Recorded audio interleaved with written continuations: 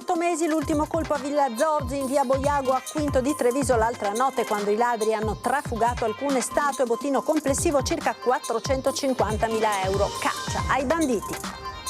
Resta in gravissime condizioni in terapia intensiva il bimbo di 1 anno e mezzo precipitato ieri sera dal balcone di casa Mestre, la caduta dal quinto piano di un condominio. Vento forte nella notte in Restera, un enorme platano è caduto nel Sile, incredulità dei passanti, per fortuna nessun ferito e strage di alberi anche a Cavallino Treporti, dove è stata una notte da tregenda. Controesodo domenica da Bollino Rosso sulle strade, a Cessalto si fanno i conti con il tratto maledetto, 700.000 i passaggi nel Ferragosto, 5.000 l'ora a tirare le somme il sindaco. Dal Fadalto al Cadore state senza pace per le frane sull'Alemagna, Belluno e Treviso lanciano una task force congiunta anche in vista delle Olimpiadi, ma servono risorse straordinarie, avverte Stefano Marcon. Zaia, capolista della Lega alle regionali, a confermarlo è Alberto Villanova, capogruppo in regione, impietoso il PD, tutti i piani del governatore sono falliti. Dopo lo sgombero del Leoncavallo, centri sociali nel Mirino, al Treviso, è il caso del Giango, all'ex caserma Piave, la convenzione scade tra un anno, non ce ne andremo, dicono gli attivisti, atteggiamento aberrante per i meloniani. Ceffoni al sindaco in un post su Facebook, accade a Breda di Piave ad essere preso di mira il primo cittadino Cristiano Mosole che risponde all'hater: questa è violenza inaccettabile. Lotta al degrado, Villorba posizionerà nuove telecamere in diversi punti del comune partendo da una delle ciclabili più suggestive e frequentate, quella lungo la Piavesella. Buonasera e ben ritrovati con l'edizione di Treviso dei nostri telegiornali. La cronaca in primo piano, 5 furti in 8 mesi, l'ultimo colpo a Villa Zorzi in via Boiago a Quinto di Treviso l'altra notte, quando i ladri hanno trafugato alcune pesanti statue, le ultime opere d'arte ancora presenti nella villa. Complessivamente il bottino ammonta a circa 450.000 euro. A Natale c'è stato un primo furto e all'interno, che secondo me sapevano, io sono convinto che sono tutti furti su commissione di gente che sapeva cosa c'era, e poi un po' alla volta vengono e si prendono qualcos'altro. Secondo me conoscono bene la casa e quello che c'era. 5 furti in pochi mesi ed un bottino davvero ingente, quello che i ladri sono riusciti a portare via da Villa Zorzi in via Boiago a Quinto di Treviso. A raccontare l'accaduto dall'estero, dove si trova in questi giorni, è Franco Zorzi, imprenditore trevigiano della storica azienda di rimorchi, ora presidente della fondazione che porta il nome della sua famiglia. Da mesi la villa è invisibile dall'esterno per la recinzione e la fitta vegetazione, è disabitata. Si stanno ultimando le pratiche per la vendita e l'imprenditore ha già traslocato altrove le sue cose, comprese quelle di maggiore valore, numerose opere d'arte collezionate nel corso della vita. Ne erano comunque rimaste alcune, pesanti statue in marmo ed in bronzo che sarebbero dovute essere traslocate a breve. Quest'ultimo furto mi ha innervosito un po' nel fatto che insomma questi non si fermano più e hanno asportato delle statue che io avevo lasciato per ultime da portare via, perché piano piano sto spostando tutto, ed erano pesantissime, sono statue all'altezza d'uomo, quindi io mi stavo organizzando con un camion, con dei carrelli per spostarle, non so come hanno fatto, o erano in tanti.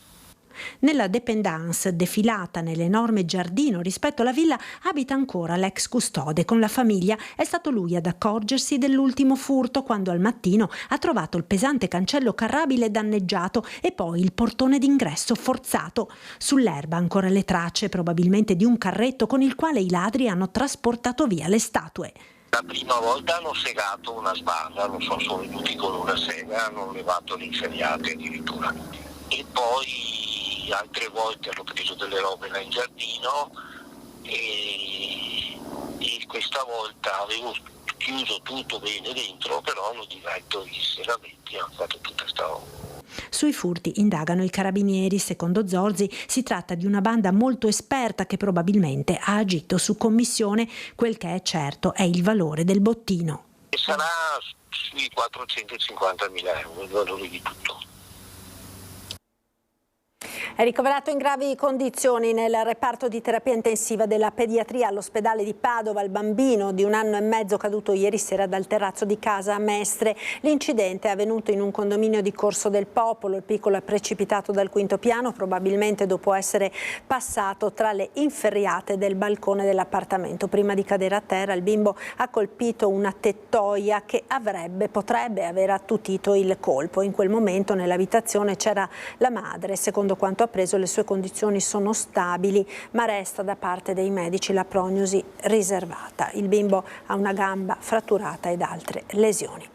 Vento forte nella notte in Restera, un enorme platano è caduto sul Sile. L'incredulità dei passanti, per fortuna non ci sono state conseguenze. L'assessore all'ambiente Manera, questo testimonia l'importanza degli investimenti che stiamo facendo nel verde.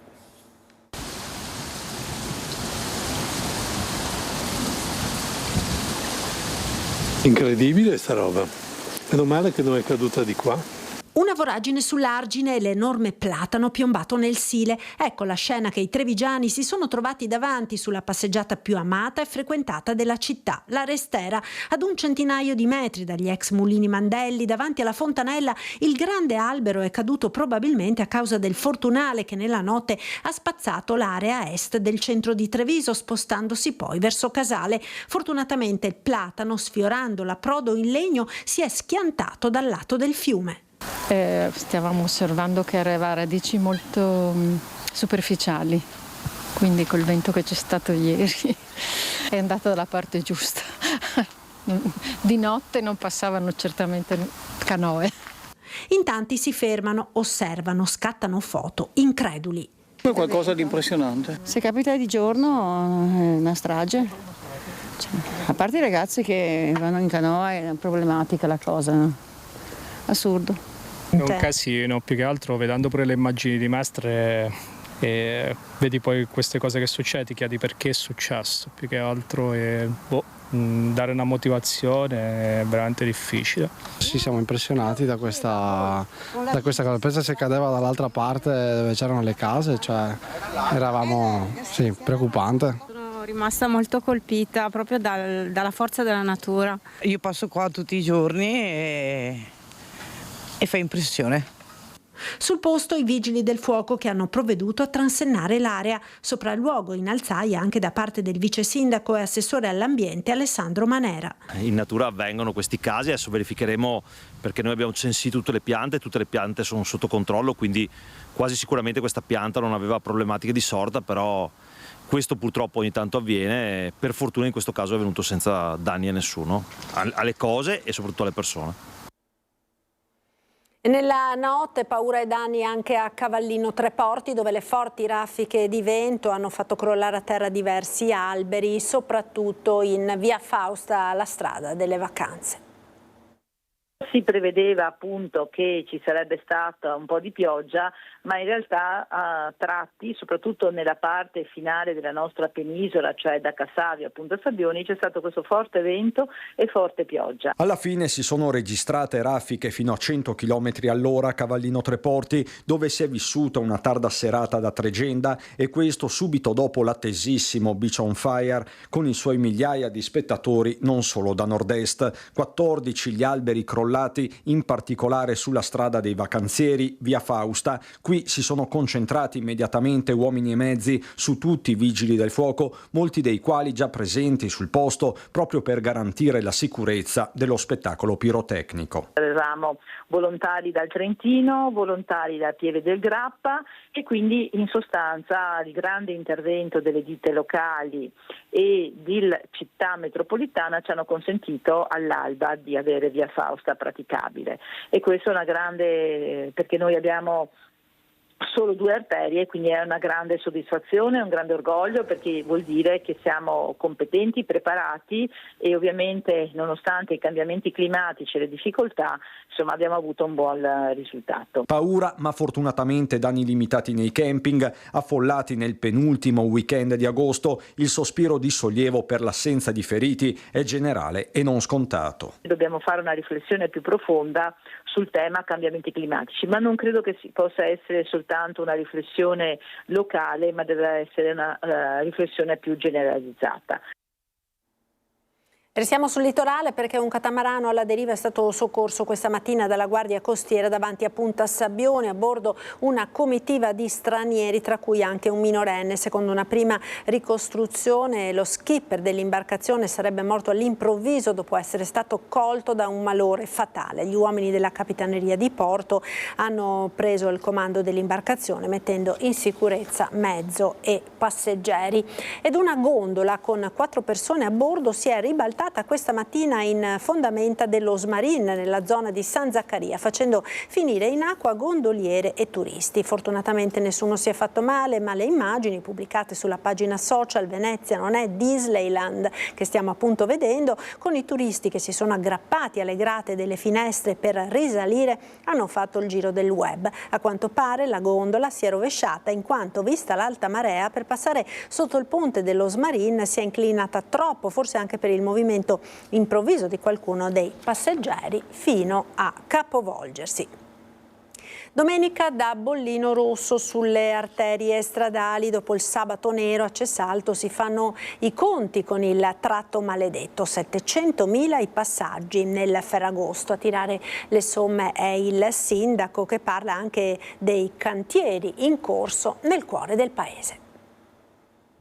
Abbiamo monitorato tutto il fine settimana questo importante controesodo, i numeri ci danno un'importante attività viaria, sono circa 700.000 veicoli nel periodo di Ferragosto e abbiamo il dato orario maggiore in 5.000 auto in un'ora. Questi numeri registrati a Cessalto in un fine settimana segnato soprattutto dal controesodo lungo la 4, che qui per tutti diventa il tratto maledetto, con l'autostrada a sole 2 corsie per senso di marcia, eppur qualcosa si muove stavolta per la prima estate dopo decenni di stallo. Finalmente vediamo la soluzione a questo problema. Del primo anno che vediamo i sovrappassi autostradali, sono 5 nel nostro territorio che vengono rifatti, e quindi è un buon auspicio per poi avere la realizzazione della terza corsia, che non sarà un vero e proprio allargamento, ma sarà proprio una nuova autostrada rifatta. Si procede dunque con un paese ormai abituato a una difficile convivenza, fatta anche di fuori programma. Spesso i mezzi pesanti, complici navigatori satellitari, finiscono fuori traiettoria, come nel caso che vedete nelle immagini. Più in generale c'è il tema delle opere di mitigazione,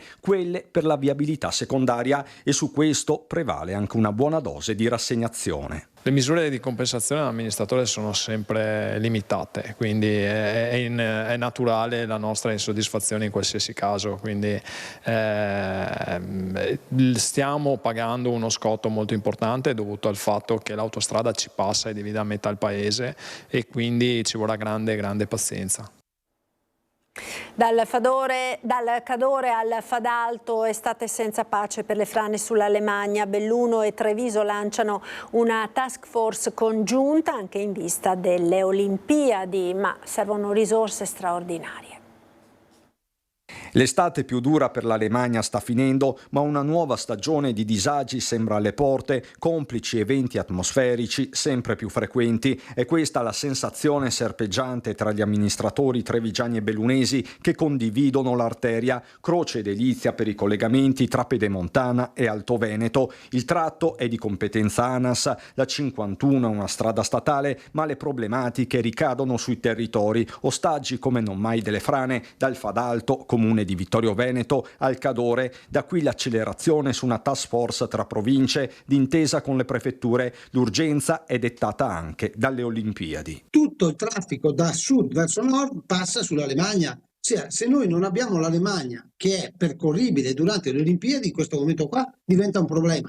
I territori sono inevitabilmente connessi e nessuno con una Olimpiade in casa può permettersi passi falsi. La chiusura, l'interruzione del Fadalto creerebbe dei problemi anche sulle Olimpiadi. Allora, se sulla parte montana abbiamo dei problemi che magari possono essere risolti col freddo perché tutto si stabilizza, magari potrebbero rimanere sulla parte del Fadalto. Dovremo far sintesi, perché dobbiamo vederla sull'ottica totale della strada, non possiamo vederla a pezzettini, perché se no non andiamo a risolvere il problema. Quindi cercheremo di fare quadro e sintesi su questo. Collaborazione c'è, dialogo c'è, il tema è quello di avere la possibilità concreta di intervenire in modo da fare prevenzione e non subire emergenze. Insomma, bene premere su una task force congiunta, ma per risolvere il problema serve una vera iniezione di risorse con la conseguente possibilità per gli enti, province in questo caso, di avere poi la competenza. Su questo Stefano Marcon è netto. Se si volesse in qualche modo formalizzare non vedo alcun tipo di problematicità, ribadisco che il tema soprattutto è quello di dotare coloro che hanno competenza degli strumenti per poter concretamente intervenire. La politica ora, Zaia, capolista della Lega alle regionali. A dirlo, rendendo ufficiale quella che sembrava un'indiscrezione, Alberto Villanova, capogruppo della Lega in regione, delfino dello stesso Zaia. Impietoso il PD, tutti i piani di Zaia sono falliti. Chi sperava di vedere sparire dalle prossime elezioni regionali Luca Zaia oggi rimarrà molto deluso. Il Presidente infatti ha annunciato che si metterà a disposizione da buon militante del proprio partito, della Lega, e quindi correrà da capolista in tutte le province proprio per dare una mano al suo partito.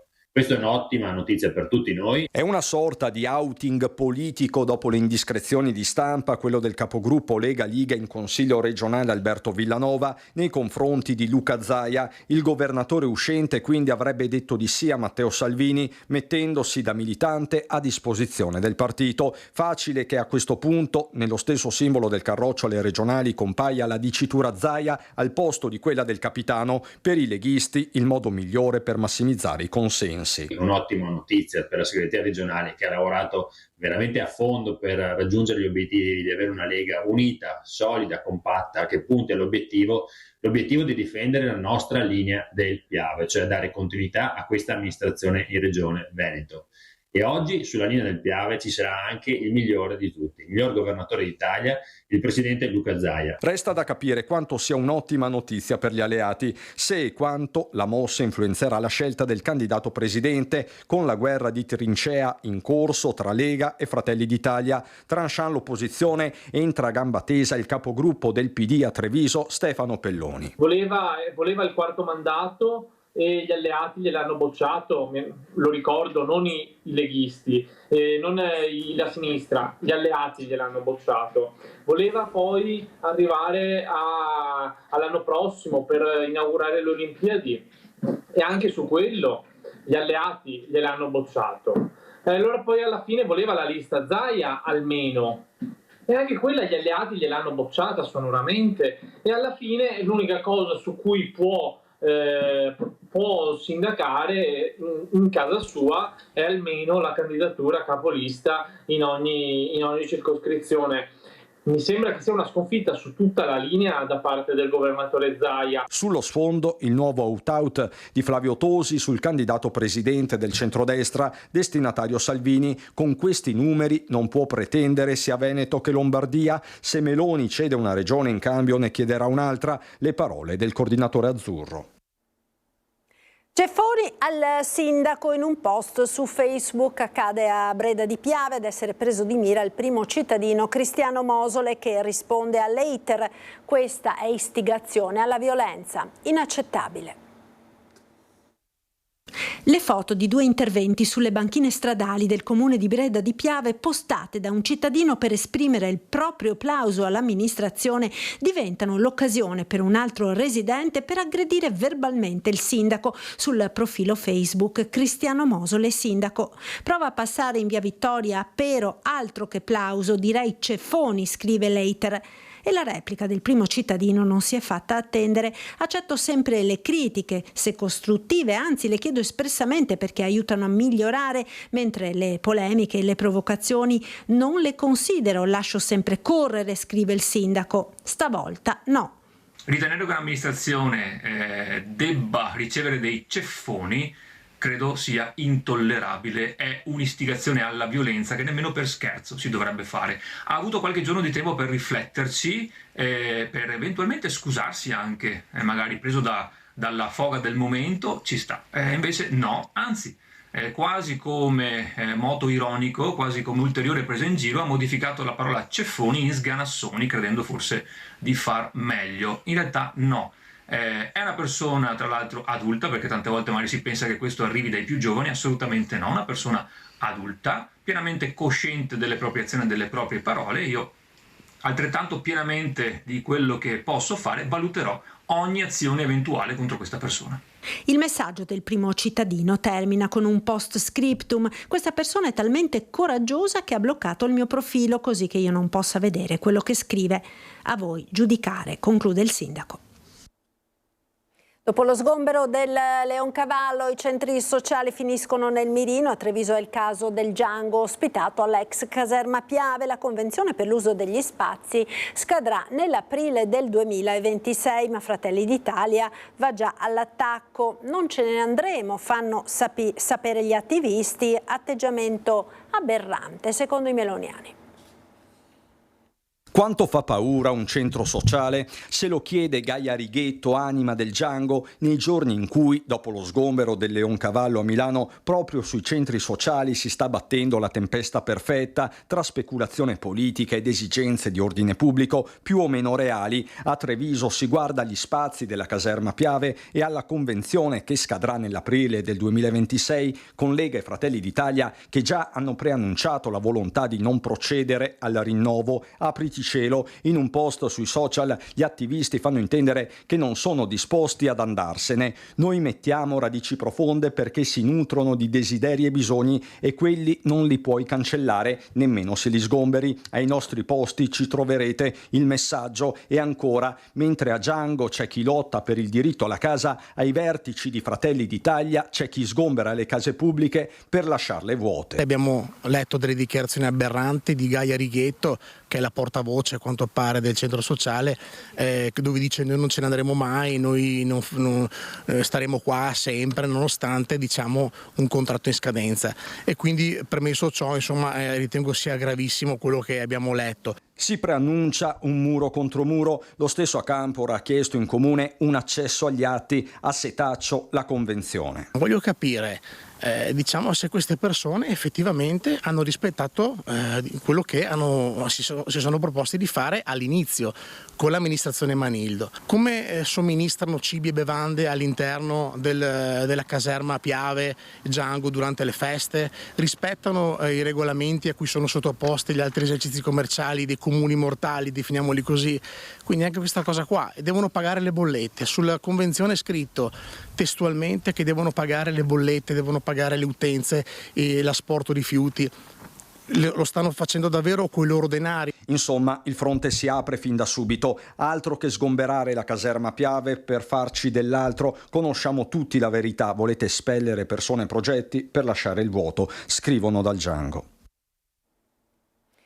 Oggi l'Ucraina celebra la sua giornata dell'indipendenza e a Treviso la comunità ucraina della Marca si è ritrovata nella chiesa di Santo Stefano.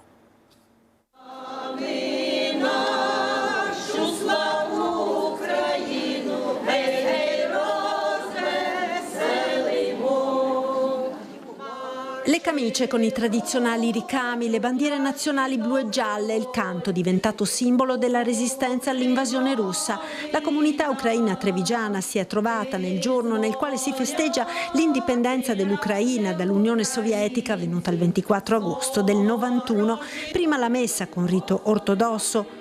Poi, sul sagrato della chiesa di Santo Stefano a Treviso, gli ucraini che vivono nel nostro paese, ma anche gli italiani che hanno voluto manifestare la propria vicinanza a questo popolo, hanno celebrato la giornata. Padre Oleg ha ringraziato la solidarietà degli italiani. Le vostre parole sempre stanno molto per noi come una cura, come un aiuto.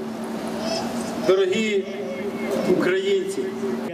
Poi l'intervento di Sergio Tazzer dell'Associazione Fratelli Rosselli. la buona fede che Putin dimostra sempre, ogni giorno, di non avere, dato che mira a controllare direttamente o indirettamente l'Ucraina, perché è convinto che si tratti di territorio russo da recuperare ad un immenso paese. Pensate che ha ben 11 fusi orari. Che cosa gli serve all'Ucraina? Non lo sappiamo, anzi lo sappiamo benissimo per le terre rare, che comunque fa parte del suo aggressivo imperialismo. Solidarietà anche da parte di Azione per voce del presidente regionale Nicolò Rocco. Io ovviamente non parlo la vostra lingua, non conoscevo le parole dei vostri canti, ma una cosa posso dirla: mi sono emozionato sentendo il vostro cuore che risuonava, sentendo le note, sentendo quello che avevate in pancia, e questo perché abbiamo un sentire comune. Noi siamo quelli che in questo momento della storia vogliono stare dalla parte della libertà. La libertà che è Europa in questo momento per voi, visto che dall'altra parte avete un dittatore, ma è soprattutto la vostra indipendenza, la vostra integrità, e tutto quello che devono fare i leader europei è stare dalla parte dell'Ucraina, che è la parte giusta. Slava Ukraina! Continuano gli investimenti dei comuni trevigiani per la sicurezza dei cittadini. Oggi è la volta di Villorba, che posizionerà nuove telecamere di sicurezza in diversi punti del comune, partendo da una delle ciclabili più suggestive e frequentate, quella lungo la Piavesella. È una delle ciclovie più suggestive e frequentate del territorio di Villorba. È la ciclabile lungo la Piavesella che collega Carità a Treviso passando per Fontane. E tra qualche giorno sarà ancora più sicura con l'installazione di 4 telecamere di ultima generazione.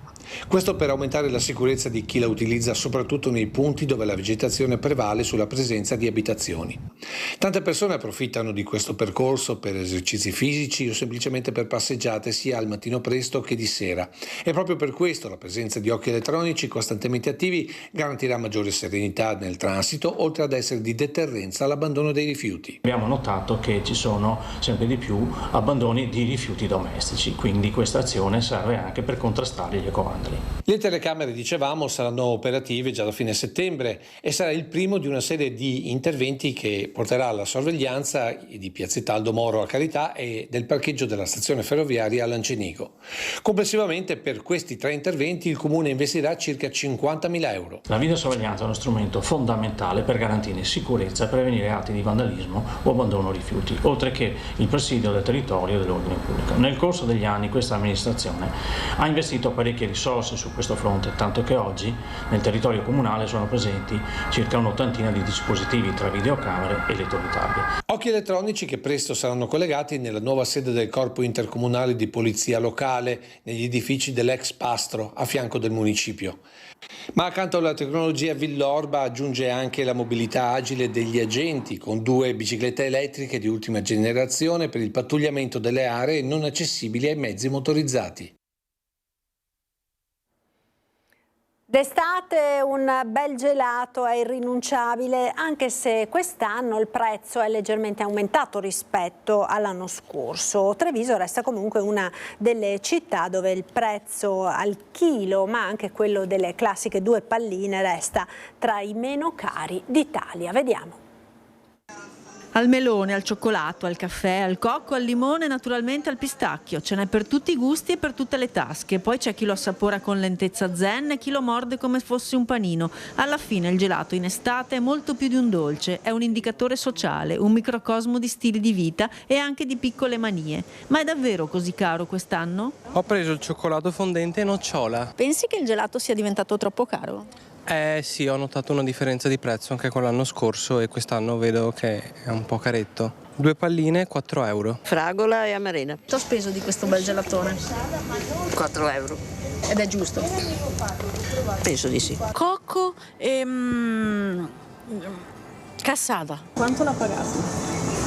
2,50 €. Io Nutella e Gianduia. buono. Giù è pallettata, ma sono sempre due gusti. 4 gusti mi pare che arriva a 7 euro, un affare del genere. Cose assurde. Variazioni di prezzo che sono facilmente spiegate. Quest'anno abbiamo fatto un incremento allineandoci, facendo una riunione tutti noi professionisti, e abbiamo allineato un po' i prezzi. Dovevamo sopperire all'aumento delle materie prime che ancora una volta sono aumentate, però cercando di stare su un prezzo comunque sia abbordabile per tutte le famiglie, e abbiamo fatto e scelto di fare un rincaro di un solo 10%. Qui da me possiamo avere un gelato 2 gusti partendo da 2,50 euro, per poi avere un medio che è praticamente l'equivalente quasi di un pranzo con le dosi che proponiamo, si toccano i 4 euro. L'azienda ha scelto di aumentare i prezzi soprattutto a causa dell'inflazione sui prodotti caseari, le uova, queste cose. Ha cambiato però appunto a causa di questo un po' il menù. Prima si poteva scegliere, per esempio in cono piccolo era una pallina e la panna oppure 2 palline, adesso invece abbiamo 2 palline e la panna inclusa con l'aumento di prezzo. Un gelato che resta comunque molto apprezzato, quello dei gelatieri trevigiani, anche perché sperimenta sempre nuovi gusti ed è attento anche a vegani e celiaci che possono davvero trovare grandi soddisfazioni.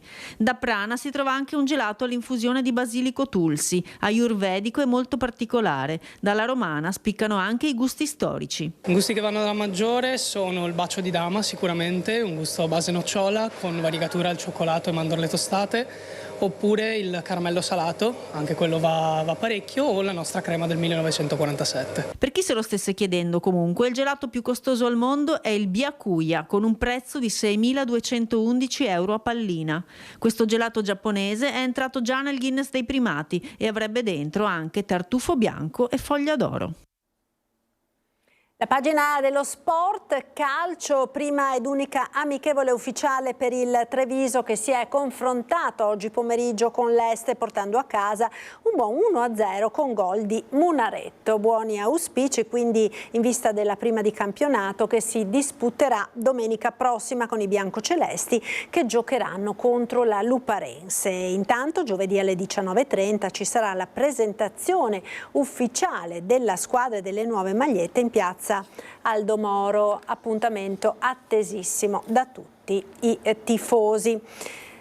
Abbiamo visto che oggi è stata una domenica di controesodo, quasi un rito, quello del traffico sostenuto con lunghe code che si formavano un tempo, come si continuano a formare oggi, proprio per vedere com'è cambiata o come non è cambiata la situazione del traffico. Vediamo nella nostra consueta rubrica della nostra storia. Il servizio è andato in onda nel telegiornale del 23 agosto del 1987, quando sulla A4 c'era ancora la barriera alla Favorita di Mestre e a Cortina, pensate, si sciava. Vediamo.